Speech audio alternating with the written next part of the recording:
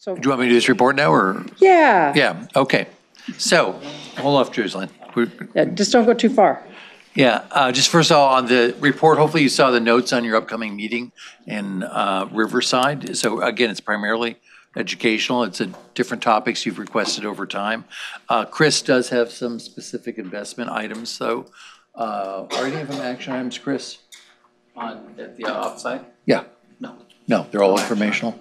So good educational speaker, an update on the report that's due to the legislature on the private equity fee disclosure, and then you're doing an update on the special mandates, right? So, AB 2833 report. right. So we've got that, and then we've got a variety of educational speakers, and then some your continuing your discussion around the succession issues that you talked about. So if that's all good. It'll be a very short board book because it's primarily speakers. So we won't do the binders like we do in the past. Since this is so short, we'll just do an electronic version. It'll be under 70 pages, I'm sure, depending upon what Chris has there. So that'll be real straightforward. Okay. Good, because we already have a book to read for it too on top. And you got a book, yeah, he's got a Tony James book. That's a very short book, though. That's an easy one, that one. And then next item, hopefully you saw, you saw that we're on the state auditor's high risk report. It's kind of a perverse honor. On the one hand, that's something you'd like not to be, obviously, is a high risk. However, I would say from having an external voice look at our funding risk and opine on it is helpful. I think it's a good message to the legislature. What's in this report that I attached for you totally syncs with what David Lamoureux and Rick Reed have presented to you in our risk report. So you've got a real nice common message coming from the system and coming from independent voice that the funding plan is working, but it has some cautions around it. So I think that's helpful to keep that message out, as Jennifer just said. There's endlessly people poking at the funding plan and might want to change it. They're more interested not in reducing it, but changing how schools might be funded. That's less our issue and more for the educational policy people. But nevertheless, it impacts us. So I think having this report out there is another good, strong message around that. Sharon asked yesterday just kind of how do we broadcast the messages around the Green Task Force report that Investments produces, and we put this nice little card on. This not just is about that, it brings all three reports together nicely with QR codes for people. And the bottom report for Investments will be updating. I'm not sure which meeting you're doing that at. Corporate governance, but that one's outdated, the one that's on here, but we'll update this card when they do their next cycle here coming up in an investment meeting. But all three fit together nicely. And then we put for you this beautiful new GRI report on your desk there. And we're going to show you a 1-minute video. Show Karen. Karen is introducing us kind of, and I like the, yeah, this is, which is the GRI report.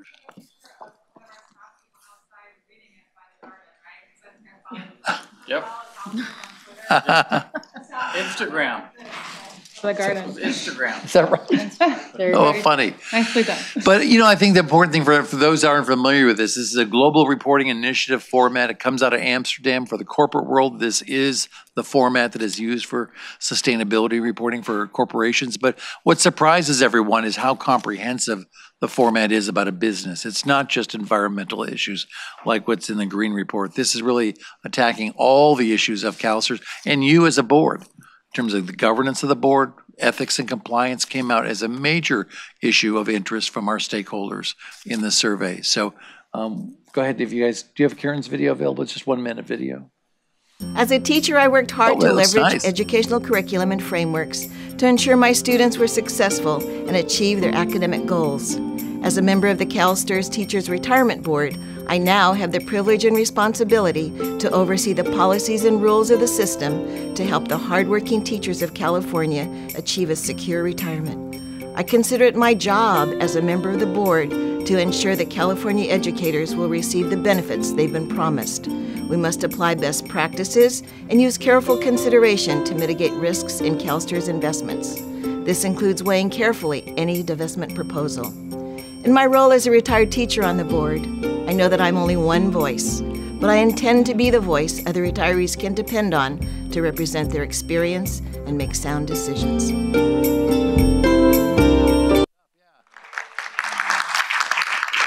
Very nice.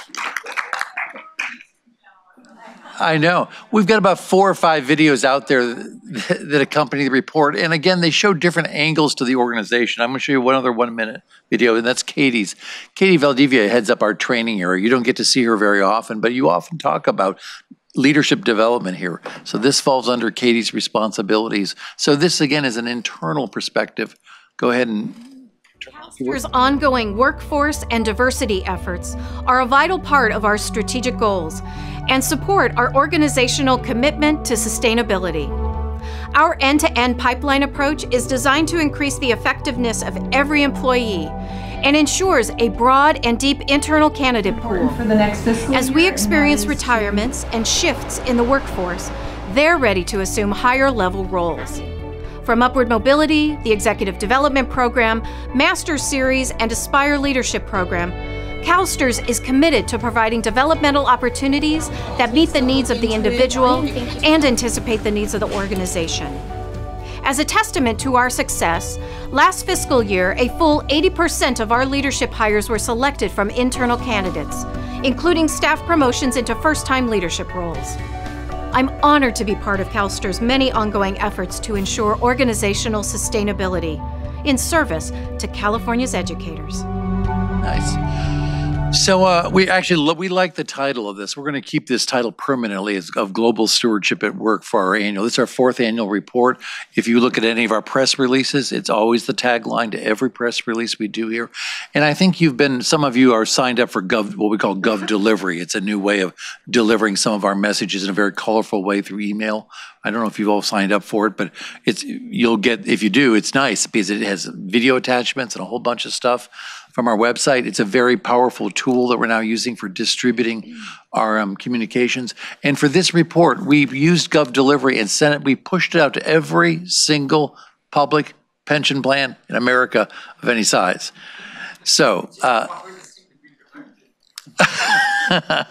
so we really wanted to make sure that we're starting to evangelize really this message out there and what we're doing. So that is now out there. It's a wonderful tool for us to do that. We don't evangelize. We're public use. Anyway, so hopefully you take a minute and look at that. And Jan, is your staff here? I didn't know. Where's everybody else in the back? So Noelle was our lead business person on this. We've changed staff around the project. This falls under Jan's leadership. Is anybody else here? Or we tired them out?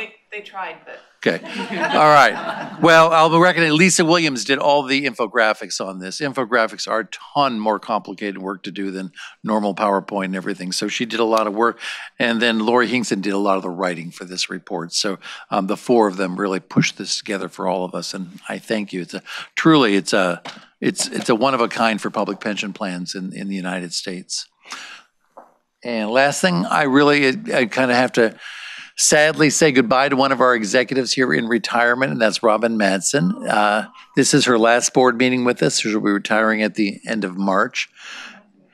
It's always a tough to say that. You know, so much has changed in this organization over 10 years when you think about it. Some of it's visible, like the building we've talked a lot about today. And you walk in, and if you remember, our address in the old building was by Home Depot. So everyone knows that was how we were known, just so you know. So it does matter. Physically, you can see the difference in the building when Chris has changed this investment portfolio in so many ways from where it was 10 years ago. You all have a good sense of that. But when you walk in, you don't notice the change in internal controls, do you? Or talk about it?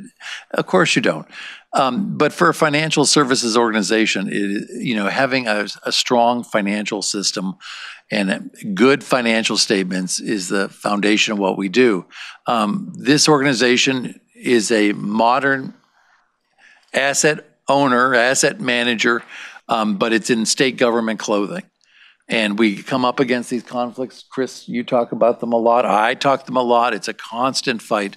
But one thing we had to do was bring CalSTRS into a modern age for our financial systems. Or we weren't just in danger of having bad audit findings. We're in danger of a lot worse things that affect our members. Robin has been dogged in her leadership and pushing us through that.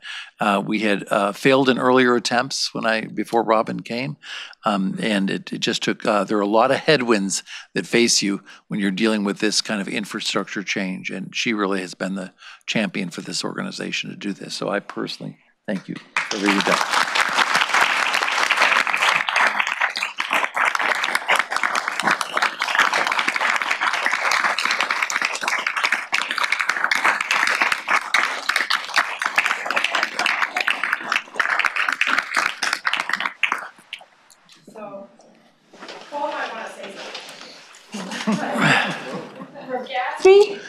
To our financial statements and how you explain it to us so clearly, I truly appreciate that. And I love that you get up at dark 30 and you row on the river in the morning. That just is so, and then you come here and you work. It's just amazing. So congratulations. I miss you. It has been only my pleasure to be part of this organization.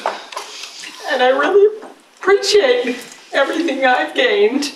And I thank you for your support of me. You got it. Thank you. Yeah,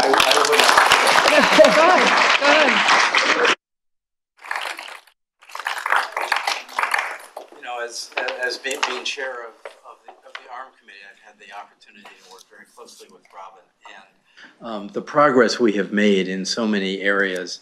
You know, just audits, you know, our financial statements, and what Crow has asked us to do, and what you have, you know, led us to address problems. But it has just been, I've learned. Well, you and I talked last week, and we sort of went back and forth. And I said, I learned so much from you, and you said you learned so much from me. And no, I learned a lot more from you. Let me just tell you, and really appreciate all that you've done for CalSTRS and for the board. And really enables us to sleep better at night. So thank you. Absolutely.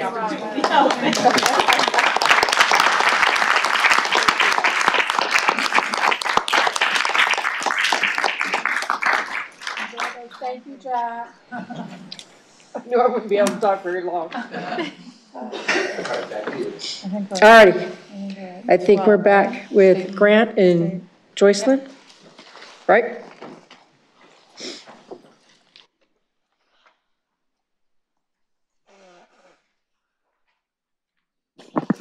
I kind of want to use that video for your confirmation hearing. All right. So in the interest of time, just Joycelyn, go ahead. I'll jump in. I have a few updates to move through. Hopefully I can get through most of them pretty quickly. You have the matrix in your board material. On the state legislation side, 4 of those bills are not moving forward for sure. They were caught up with the deadlines for the getting out of the House of Origin.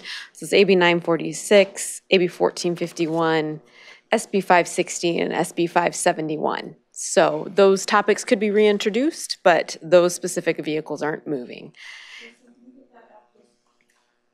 Those bill numbers out to us in an email, please. Sure. Thanks. And then the bills that could still move this year are AB 1597, the Turkish divestment bill, as it has already made it to the Senate. And then there are 3 constitutional amendments, ACA 15, SCA 8, SCA 10.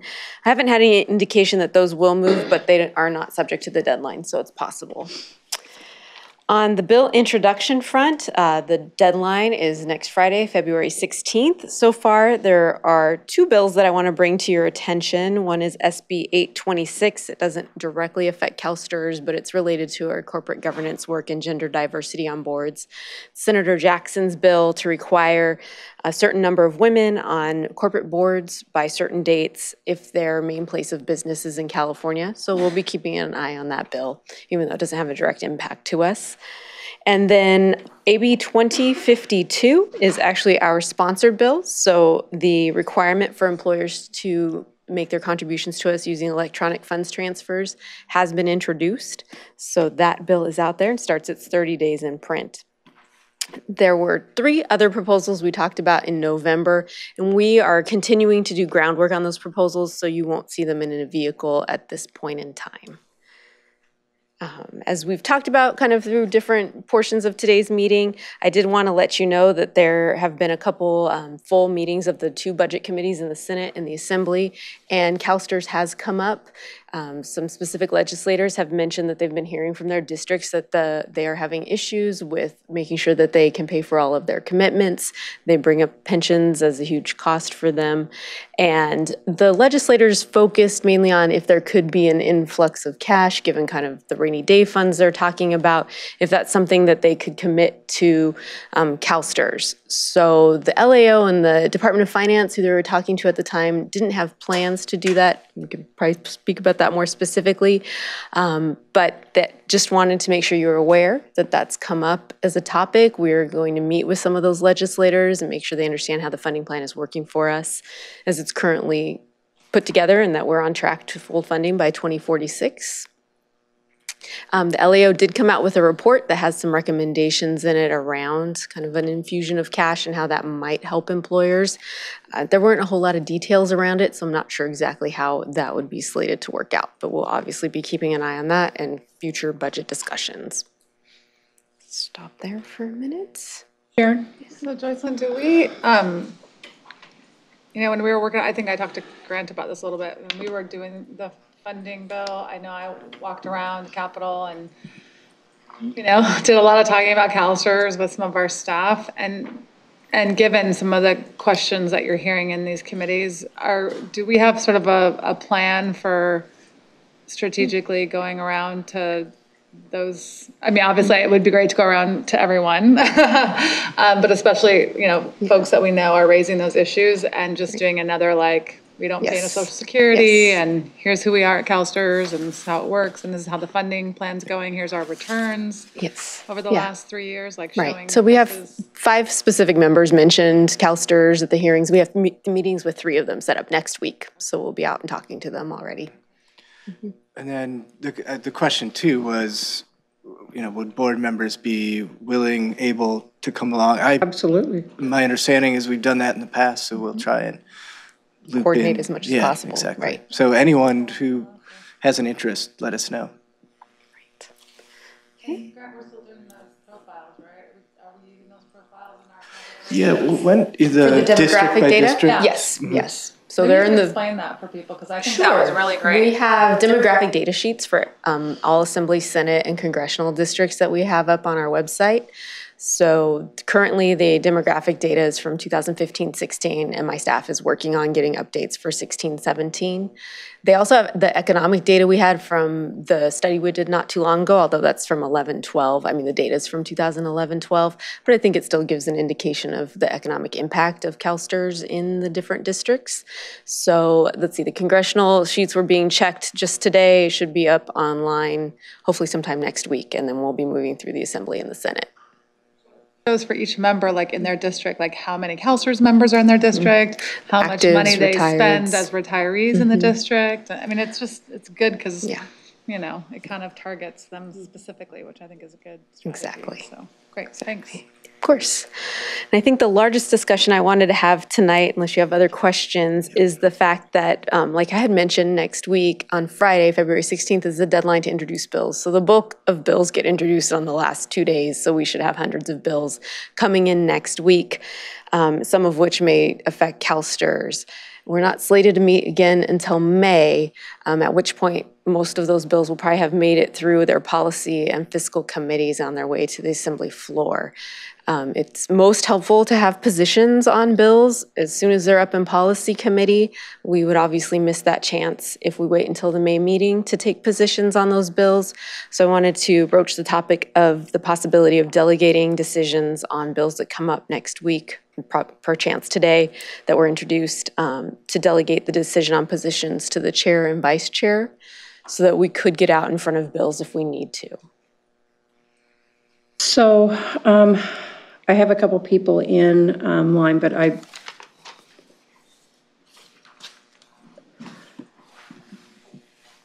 my preference, if we're going to be talking about having that delegated, is that I would much prefer us to take some time or add extra time to our offsite in March and have the whole board weigh in on it. And we're going to be talking about our calendar later. And I understand why we're trying to keep things at pure education at our offsite. But if we have issues that need to be vetted, I think the board needs to vet it as much as possible. Or business that needs to be conducted, I think we need to try to do so. So if we don't have to have those positions at the end of February, but we have to have them by the end of March, I personally would hope that we try to get those write-ups and things done, and we take care of that in March, and the whole board gets to see it. Alrighty, Lim? Yeah, can I just say, I understand that, but I feel like I have to add, remember, stakeholders might have a hard time getting there as compared to being here, and but if we need to be nimble, I think that's important. Lim? Thank you. Gina, I would agree with your position. I think since we are meeting in March, the offsite, if we could take an hour to go through the proposed bills. And I think, Grant, to your point with the stakeholders, that, there is a chance that some of them at least would be able to make the offsite meeting in Riverside, as opposed to if it's just a delegated decision, nobody will be able to hear that. True. Thank you. Joy? I think you mentioned, so coming up at the end of this month or soon is the deadline for bill introduction, so that's when we'll have a better sense of everything that's potentially on the docket that might require a position. Is it possible to, once we have that list put together, to email it to the board rather than holding off until March or? It has to be February 16th, a week from tomorrow, right? That's the deadline? Correct. A week from tomorrow? Just so we have a sense of what the universe is. Sure. Of course. So when we're talking about the bills need to be in print 30 days, they have to be in print 30 days before there's a hearing? Correct, before before they can be amended or acted upon. Okay. And you had mentioned a couple of bills that aren't in our write-up, our sponsored ones and things like that. So when you send us the updated list of the ones that have dropped off and things like that, could you please include those? Sure. Thank you. All right, any other questions? Grant and, ready? Jennifer? If possible recommendation for consideration, there might be a few bills introduced. There's going to be quite a number. It's hard to say, but there might be some bills that are introduced that aren't controversial, that you may want to take an oppose on very quickly, such as some that are trying to go from defined benefit to defined contribution. So at least this stakeholder group would appreciate the ability for staff to be nimble, to take quick positions. If it looks like some of the bills might be not only slated for a hearing, but sometimes a lot of the backdoor conversations happen quickly. But that said, if there's a bill regarding overall funding, we would certainly appreciate the whole board weighing in. That would obviously be much more substantial. And if I could just plant a seed, some of these conversations now are going going beyond CalSTRS. They're really now becoming more of an education budget discussion. So we would ask that you try to be culturally competent and to differentiate and understand the complexity of education funding if you're having conversations in the Capitol, and we'd be happy to assist in any way we can. Thank you, that's a good point. Alrighty, anything else? We're really playing by speed up rules after 7 o'clock. Anybody, anything else? Alrighty. Thank you. Thank you. Thanks, guys. That was fun. Brian, that brings us to item 13, and you? So this is an action item. We came before the board in June talking about the reimbursement for board members who are members of the cash balance or defined benefit program. There's a specific statute in the Education Code, and an important point to note is that that statute recognizes that the board members to whom this applies are going to be doing their board work instead of their teaching work. And that's in the statute. I think that's an important thing to keep in mind, especially for those of you who do this ex officio or do this, as a appointee. You try to squeeze it in and the hours that you work. But this particular statute recognizes that the board members' activities are happening in lieu of the work that they're doing in the classroom in the school. When you look at that, then your baseline is based upon the work hours that teachers put in, and they're the work hours under the contract. I recognize they're not the actual work hours at all that you do. But then and then you look at the standards, and you look at similar system at CalPERS, and they've recognized 1,260 hours for the most basic board participation.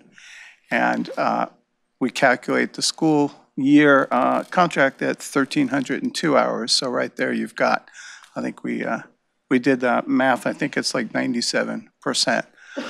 So we did some research, we baselined it, we've taken a look at similar categories. We engaged in exercise. Jill Lukens did a lot of this work with the affected board members to try to come up with a universal vocabulary on the things that are being done.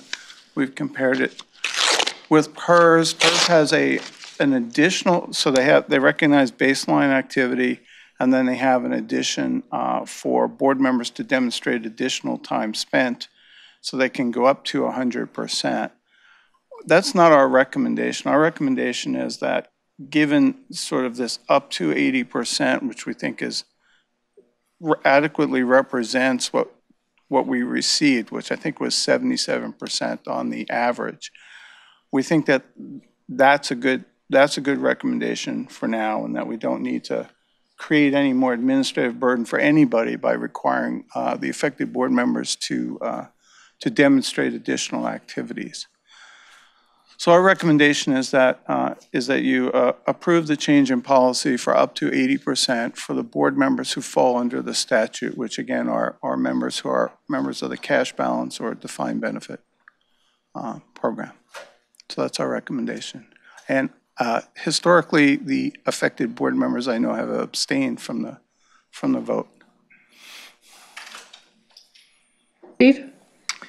I just want to say on my own behalf and also on behalf of the treasurer, I've only been here a year, and it's been a year and 4 months, and it's been intermittent in terms of my presence here on the board. But I know how much our elected board members work, how hard they work. I think it's the resolution in question recognizes that. I'm just always thrilled to see, you know, and any time that I'm with them, I just find it incredible how much work they all do. And so with that in mind, I would just like to take the role of offering my support, and moving the proposal. Second. So Steve, you were making that motion? Okay, thank you. I just want to make sure we're getting everything right. Okay, well, yeah. Joy? Thank you. So I also just echo Steve's comments, very much support this, and appreciate the time, Brian, that you and Jill took to methodically, look at the hours and look at what was a reasonable proposal to make. I think I just have one question. Your recommendation indicates this change in our policy effective July 1, which I think would make it sort of effective for the upcoming fiscal year. Given that we know these are the hours that our teacher board members are putting in now, is it possible to have it be effective now, or? It raises some issues with the employers. I think it might be administratively possible, but it would be a burden. Yeah, we have contracts with them, so we'd have to redo the contracts for those couple months. I don't know, I guess I'd ask, it doesn't affect our board members, of course, it only affects the schools in I don't know the answer to that, other than we'd have to redo the contracts, with the, where are we? And for February.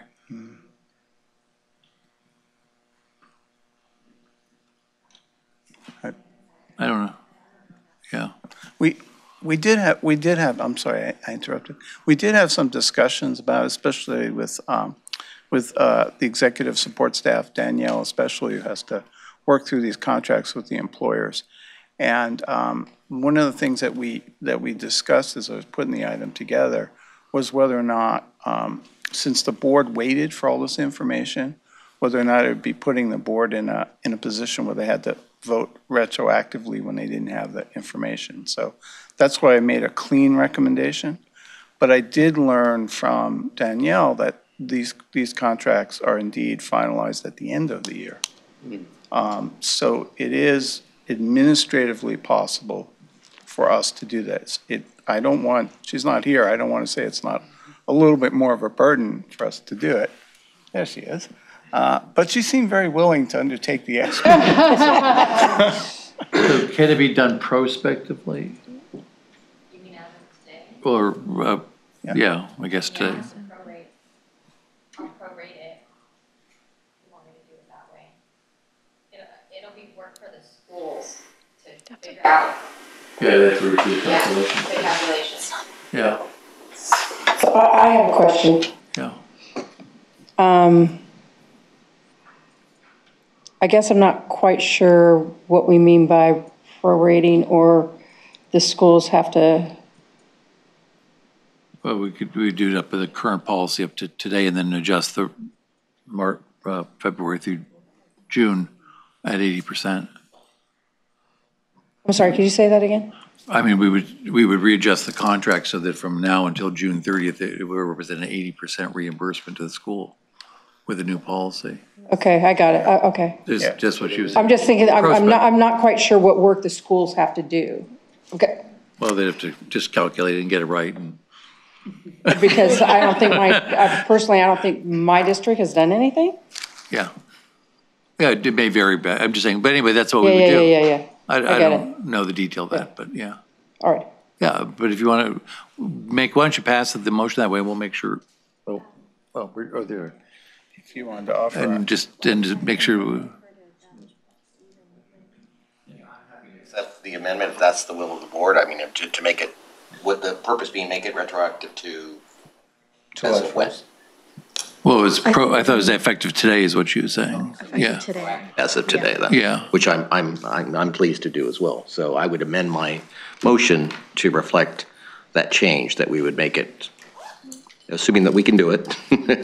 I know, I'll wait for Danielle. But assuming we can do it, I would make it the motion so that it's starts as effective as of today. if you're going to. Goes a sidebar. Yeah, we're just trying to think if they're able to do a daily calculation or whether we should make it effective the first of the month. I think, can we be flexible in this Yeah, regard to as the soon as first possible. effective date Yeah. that the schools will allow for? How about that? Yeah, it's And good. so that would be my motion. And We got it. Oh, yes, We I got think it. that sounds So reasonable. we're approving Okay, this. thank you. So we're approving the change in policy and making it as effective as soon as possible. Administratively possible. Yeah, they might have different situations depending upon the quality of the bookkeeping. Yeah. Make sure we get the motion right. Karen, go ahead. So that's what the board policy will read then, as soon as possible? Or Administratively. it will have a date in there? The policy will not have date. Just release it. We'll have today's Okay. date in as the date that you amended the policy. Right. Got it, But the okay. other part is an instruction to staff to implement the policy as soon as possible.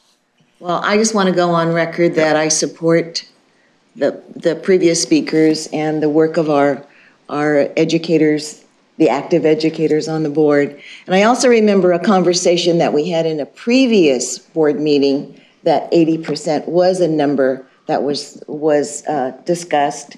And then that's how we came to the 60%. So I really support this one. Thank you. Thank you, Karen. All right, any other speakers? Jen? Thank you very much for allowing me to offer our enthusiastic support for this recognition of some of the hours that your elected members work. They spend so many more hours than people realize. And we would add that we think not only is this a fiduciary sound thing to do for them individually to recognize the work that they're already doing on their own behalf, but also for the system, particularly given the fact that we're probably really going to need you in the halls of the Capitol and meeting with stakeholder groups to help protect the fund. And so we think that this is a very prudent investment, and you're really going to get a good return on this. So we'd like to say thank you. Thanks, Jennifer. All righty, seeing no other speakers, place question. All in favor say aye. Aye. All opposed, nay. Any abstentions? Oh, whoops, sorry. Thank you, Jennifer. Thank you, Madam Chair. The motion passes. Thank you. You guys, thank you very much. Thank you. Thank you. It's been rough. Yeah, thank you. All righty. Consent agenda. Not necessarily that I want to pull the calendar. We've all had it. I will just reiterate my comments that when Cassandra and Sharon and I talked about it, we talked about adding time at the offsets for business, at the offsites. And then that would allow us to only miss every other month. I know that there's been some angst between, say, from November to February. That seemed like a really long time, but it was even actually longer when we went from July, June, whatever it was, till October. So I think that if we put in time during our offsites for business, we add the January date, then we're only going every other month. And so I think that'll tighten up some angst that we might have over the meetings that we have. But Lynn, do you want to speak to that? Or do I still have you in on something else? Yes, I do. Okay, go ahead. Thank you. I like that suggestion of adding a little bit of time at each of the offsites to do some business. I think that would kind of help us with the flow of things and keep us on the right track. And also I wanted to bring up a small point, but the July meeting, as it is scheduled now, overlaps with the CalPERS July offsite. So I don't know. How did we do that? How did we do that? Any flexibility to move the CalSTRS back a week? Yeah. I wouldn't be able to attend the July meeting. The offsite's the 16th through 18th? Yes. I thought our offsite was the 18th. The July meeting. And doesn't our July meeting start the 18th? Yeah, I have 18th through the 20th for our offsite. But CalPERS's offsite is 16, 17, I'm 18. just saying, Yeah, okay. yeah. I'm So it just overlaps focused on that one day. Yeah. Gotcha. Even if you could start in the afternoon, that at least, because PERS is typically done by noon on the third day. And some things that you're not on. That would be Maybe really we could do that. appreciated, Jack, yeah, that would be great if we could do And it just, that way. is everyone's okay with that? Just, it'll have to be a different We can play with sequence that. then. Yeah, Thank you. I'm not available on that date. I'm just letting you know now. Right. Because of work conflict, so. Thank you, Nora. Is that what you were in line to talk about? Yeah, that was, I just Okay. wanted, I don't No really worries. know where that falls into some of the stuff. I Right. just can't handle, I can't. Absolutely. Yep. All right. Thank you, Lynn. Harry? Yeah. I mean, I don't know. I mean, I'm not comfortable with the schedule, but it's not one that I can somehow learn to live with it. I just think like the last 2 days are perfect examples. It's 7:30, right? And it's me. I know my rhythm, and I'm not gonna. I don't think I'm gonna make the best decisions at 7:30 at night after having dealt with. Everything we've dealt with. What we've dealt with. Just think of the big three. Big three of, pension solution project, the risks that are associated with that, potential of a a big development decision, succession planning, all of the other issues. But I don't want to, I can manage it, but I really think we need to give serious consideration as to how this has come up before. Yeah. Right? So, and we're 11 individual people, and we have busy, it's hard to manage. I would just suggest if we adopt this calendar, and my suggestion is we don't, is that we bring it back in March at the offsite and decide whether or not we want to adopt I was just gonna make a this motion. calendar. You go. So Is that a motion? I don't think we have to adopt this now. Maybe we should pull it, bring it back in March. One of the suggestions I would make is the offsites, if we don't want to tweak this calendar too much along the lines that you've spoke about. It sounds like Lynn is supportive of that as well, is in the off-sites, I would just add a day. Actually add a day, So actually, yeah. don't even consider them like necessarily off-sites as we've traditionally have, but consider them more a hybrid of off-site slash business. Right. We can still dress. And we just add a day to each one of those, and then. Yeah, exactly. That may work. And I think another consideration is some of the other committees outside of the board or the investment committee could meet off-cycle. And I think if we had time, then we could come back in March and adopt the next 18-19 calendar. Pleasure. Would you want to just add those days right now? I mean, that's pretty, actually Dana had suggested that already. Well, I guess I'd like to sit with a little more, Jack, because I guess I. Go ahead, hang on, Sharon. sorry. That's okay, I'm gonna get you Did there. Nora okay? Did Nora? Yeah, Nora's Okay. good. There you go. I kind of penciled out options, and I guess I would love to talk with you and Dana, and then Okay. with what Lynn's saying and Harry and other folks. So if we could just maybe chat Sure. between now and then and just have a plan for next time, because I'm kind of tired too, and I don't want to make any big decisions right now. So let's just table it, bring it back at the outside. Everybody okay with that?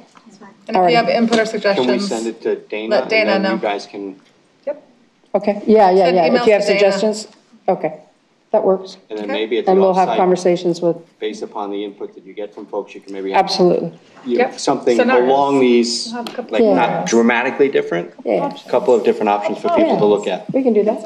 Get some flexibility. Okay. Alrighty. Okay. Alrighty, so then that leaves our consent agenda. We have committee reports. Those are in front of you. Brian, just off the top, do you know if we have any that have action?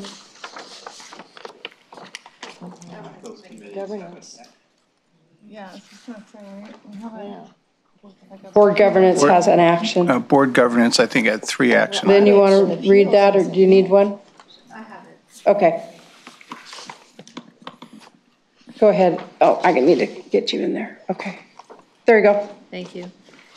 By direction of the Board Governance Committee, I move to adopt the routine reports policy, which will be added as Section 500J of the Board Policy Manual. Pleasure of the board. There are 3 recommendations. Do you want to hear them separately or all at once? All at once. Go ahead and do all 3. By direction of the Board Governance Committee, I move to adopt the consultant evaluation policy, which will be added as Section 500I of the Board Policy Manual. And by direction of the Board Governance Committee, I move to adopt the proposed revisions to the Board Governance Committee Charter to reflect the continuing responsibilities of the committee regarding board education.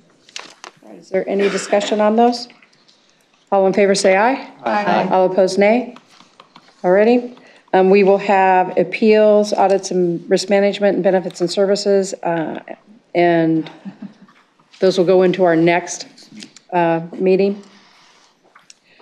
Anything else? We have new board member education in front of us. That's been updated. Are there any questions or anybody want to pull any of the remaining items on our consent agenda?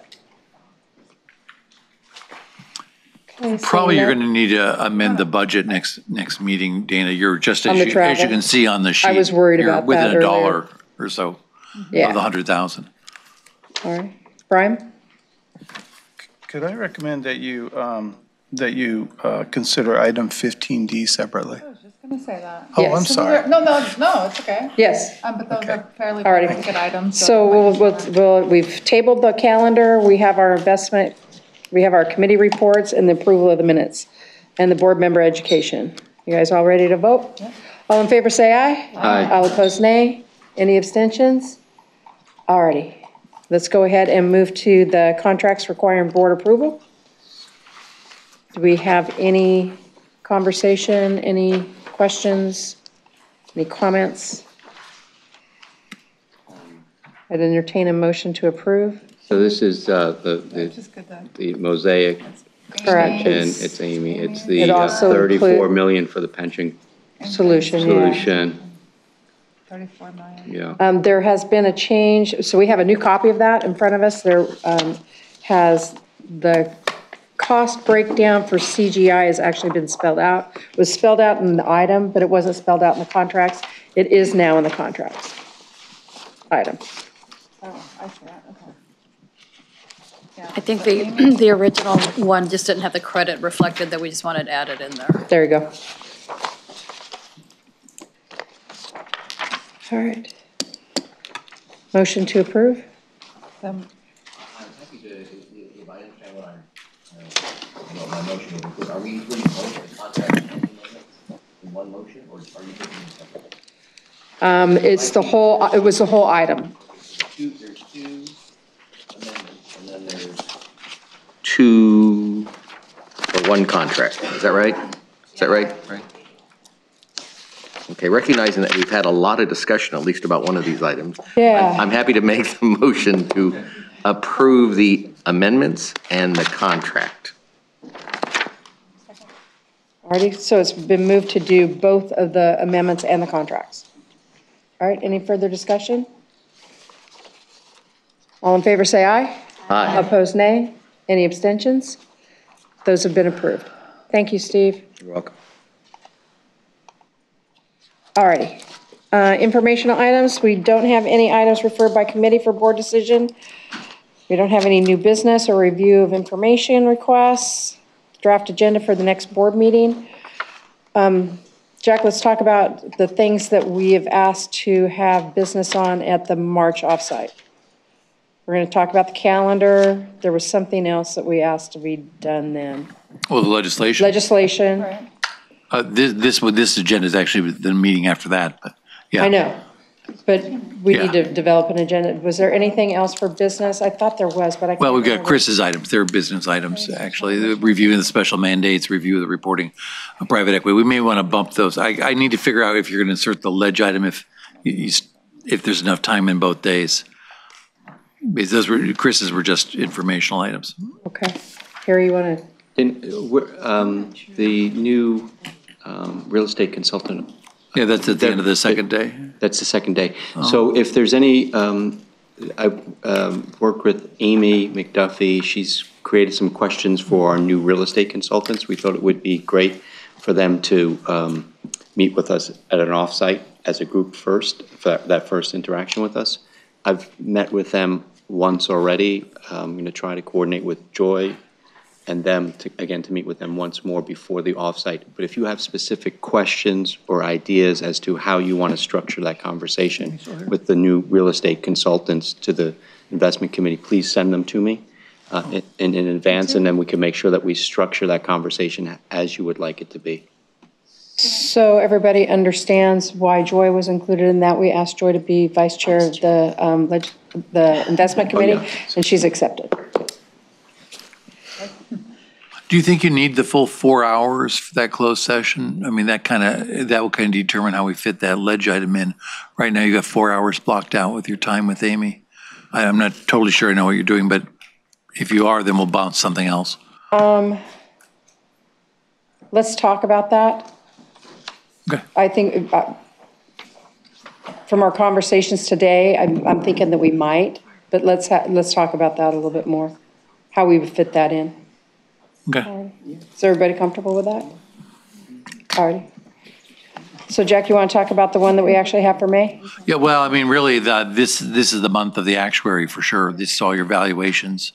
They're probably, we've talked so much about where that's heading, there won't be surprises, but most of your board time is spent on that for sure.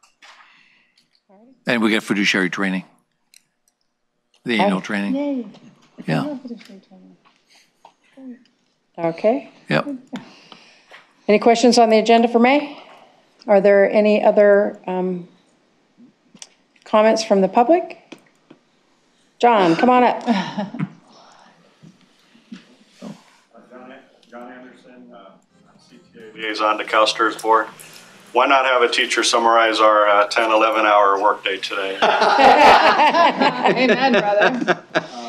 Seriously, though, I'd like to thank Lisa for starting off the follow-through on our client advisory committee meeting yesterday with the where we requested an education piece to come out on the building process and why STIRS is growing in staff and what types of staff. Those are going to be some real important and helpful questions that we could have answered that we want to share with our members. So I appreciate Lisa getting that ball rolling.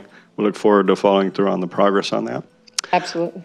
I also want to say I always appreciate and enjoy Tom Buffalo's presentations on demographics and so forth. Just always interesting, helpful, useful, because we do share those back with our members too, and they, you know, it's a good way to engage with our members with that kind of information. And from that, I learned that, you know, we've all exceeded our healthy sitting down amounts today. We're past the 5-hour mark. So the homework tonight is until about midnight, everybody's got to stay standing up for the rest of the night to counterbalance that and stay healthy. All right? That's all. No, thank you for all the good work going on. Thank you. Thanks, John. Thanks. All righty. We will go into closed session. Karen. I know. Welcome to CalSTRS, Karen. It's 7:45. So we'll ask our members of the public to go ahead and head on out. Just a reminder. And we'll see how quickly we can get this done. Remind them You want to about. slip that in tomorrow somewhere? No, we can slip that in tomorrow. I just worry about the cafe. No, I'm totally good doing that.